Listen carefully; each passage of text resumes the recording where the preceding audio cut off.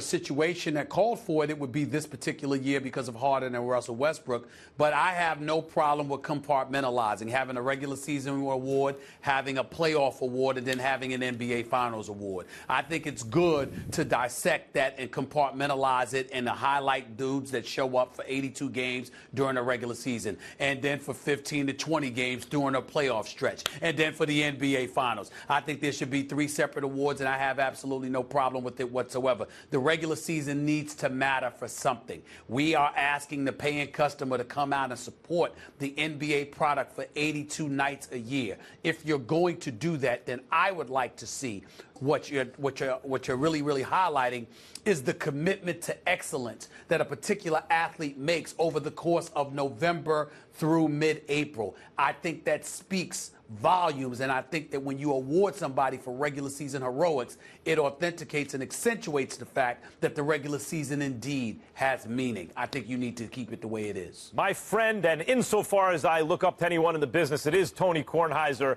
is wrong about this. He's right that we should wait in this case to the playoffs, but he's wrong about the fact that there should be a separate MVP award for the regular season, and so are you in the NBA, Stephen A. Smith.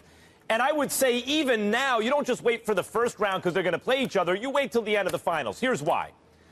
In the NBA, 16 teams make the playoffs out of 30. That means over 50% of the teams make the playoffs. There's never going to be an MVP from a non-playoff team. And by the way, if you wait till the end of the playoffs, there can still theoretically be one from a non-playoff team. It's just even harder. But they don't come from non-playoff teams anywhere. When was the last time it happened? It just doesn't happen. Anthony Davis not going to miss the playoffs and get the MVP? Of course not. So you can eliminate those teams anyway. And in a sport where one player has such an outsized impact on the fortunes of the team, you're going to make the playoffs if the MVP is on your team, most likely. In that case, if we know that already, that's the pool of players we're going to choose from.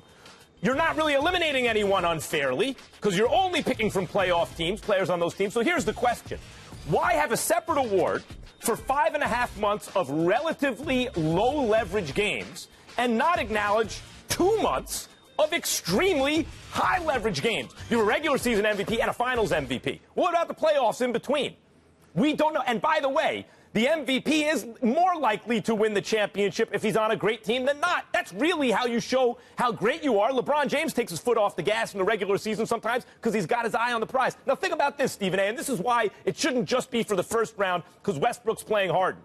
What about Kawhi Leonard and the Spurs? What if they go all the way behind what Kawhi does? What if the Clippers shock everyone and Chris Paul loses his mind and finally fulfills that championship smell that my friend Marcellus Wiley likes to say is all over Chris Paul, even if he's never been out of the second round? How would we not say that's the MVP, those 2 months of very high leverage games after being excellent as always in the regular season? What if Steph Curry is the engine of the Warriors and the unquestioned best player on a team that features Durant and Clay, and they go all the way? That's not the best player in the league? What if LeBron does what he always does? It's obviously LeBron, right?